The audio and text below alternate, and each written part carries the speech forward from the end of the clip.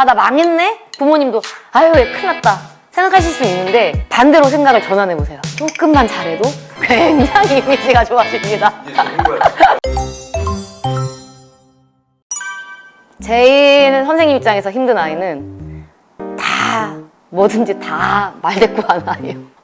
그러니까 뭐라고 하면 왜 해야 되는데요? 이거는 너무 사실은 보편적으로 있는 경우고, 그냥 뭐만 하면 이거는 이거야 그러면은 아닌데요? 뭐 이런 식으로. 그러니까 뭔 말만 하면은 부정적으로 말대꾸하는 아이들이 정말 힘들죠. 그러면 분위기에 영향을 끼치니까. 그거를 좋아하실 선생님은 아무도 없습니다. 그것 때문에 또 관계가 나빠져요? 악순환이죠.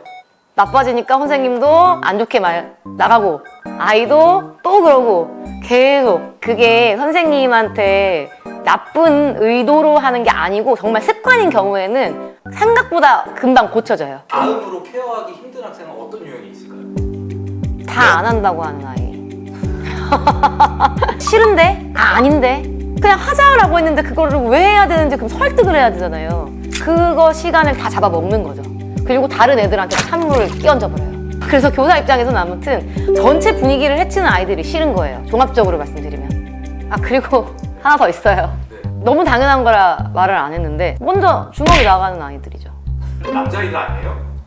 확실히 남자친구들의 비율이 압도적이다. 그런 얘기가 있어요. 남자아이들이 많은 반은 조금 더 관리가 힘들다. 정말 딱 이렇게 얘기를 하는 경우가 많아요.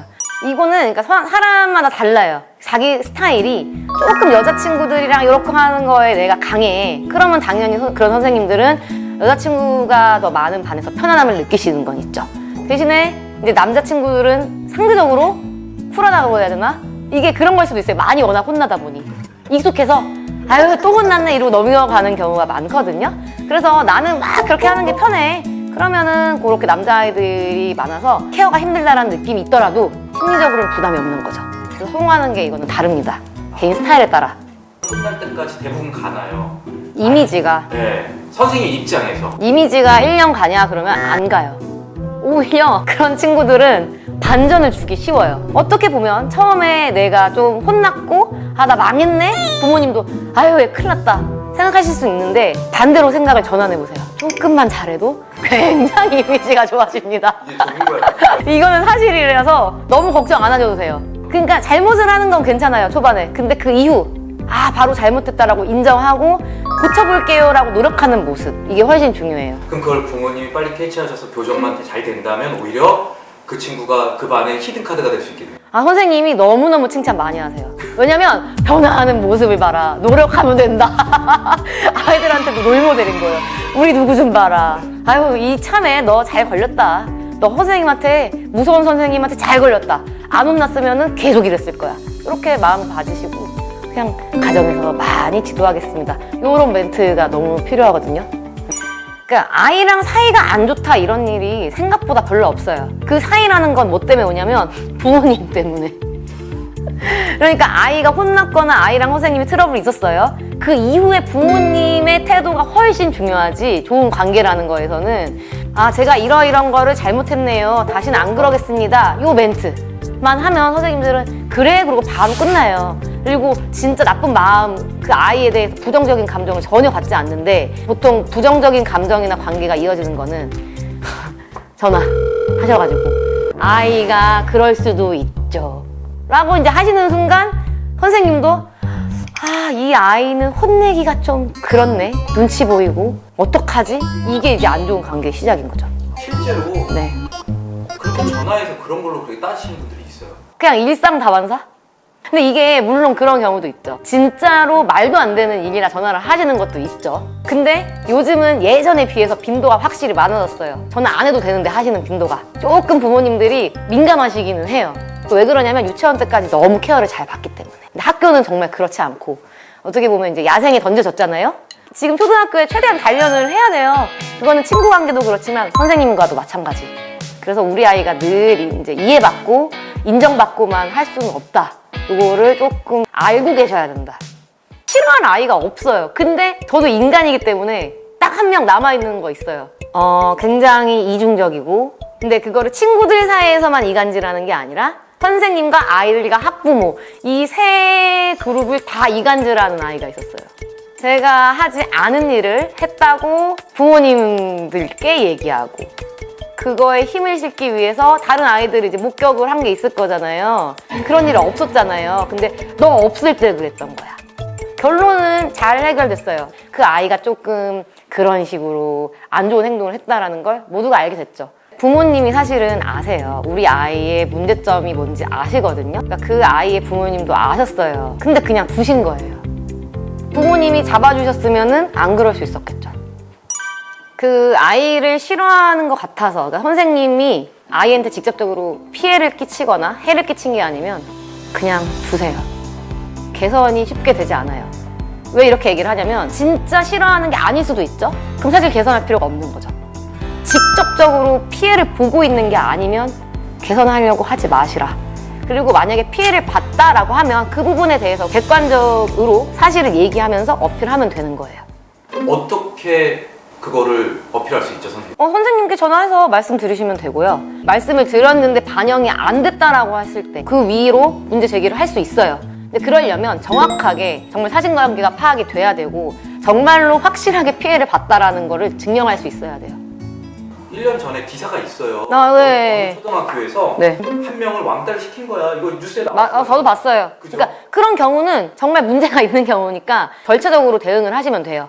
선생님 연락, 그 다음에 학교에 연락 해가지고 이거 확인해야 되겠다라고 하고 증거 수집하고 뭐 이렇게 하세요. 근데 감정적으로는 당연히 안 맞는다라는 게 흔하게 있을 수 있어요. 그거는 제가 말씀드렸다시피 그냥 두세요. 흘러가야 돼요. 그 1년은 지나가요. 근데 만약에 정말로 피해를 입고 있고 이것 때문에 아이가 스트레스나 정신적인 뭔가가 문제가 생긴다 라면 당연히 절차에 따라서 문제 제기를 하셔야죠, 제대로. 그래서 이거는 피해에 대해서 보상을 받으셔야 되니까.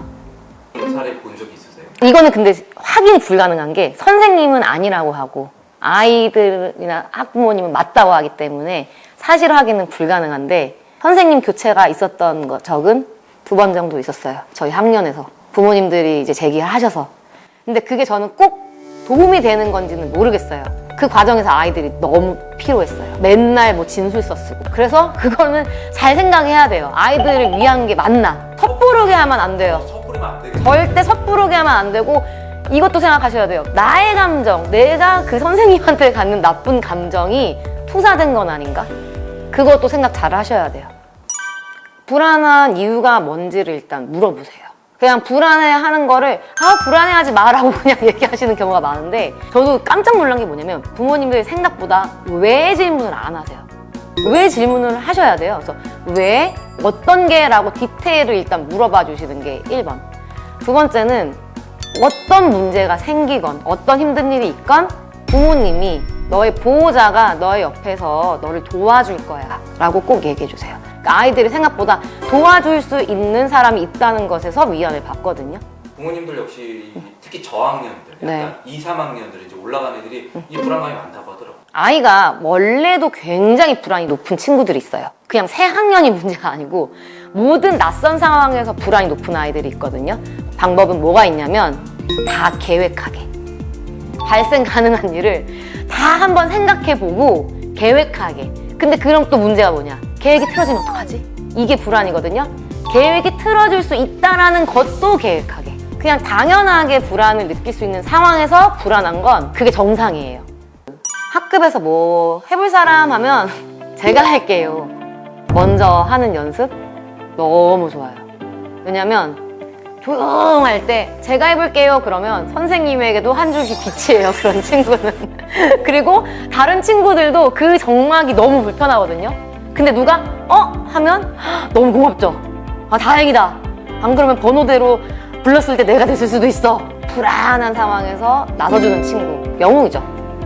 진짜 몰라요. 그리고 같이 하자라는 말을 많이 하는 친구가 정말 인기 많아요.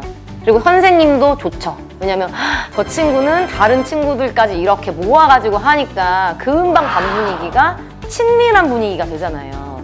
그건 선생님이 해줄 수가 없는 영역이거든요. 반 분위기가 가깝고 친밀한 건 그런 중심이 되는 친구들이 꼭 필요한데 같이 하자 이 말을 하는 친구가 그런 중심이에요, 항상. 모두가 그렇게 활발하고 외향적이면 좋지만 안 그런 아이들이 50% 이상이잖아요, 결국에는. 근데 그렇게 누군가 말해주면 의지가 되죠. 아, 저 친구는 나도 배제하지 않고 끼워주네. 그래서 그런 말을 먼저 하는 아이가 되도록 해주시면 너무 좋을 것 같아요.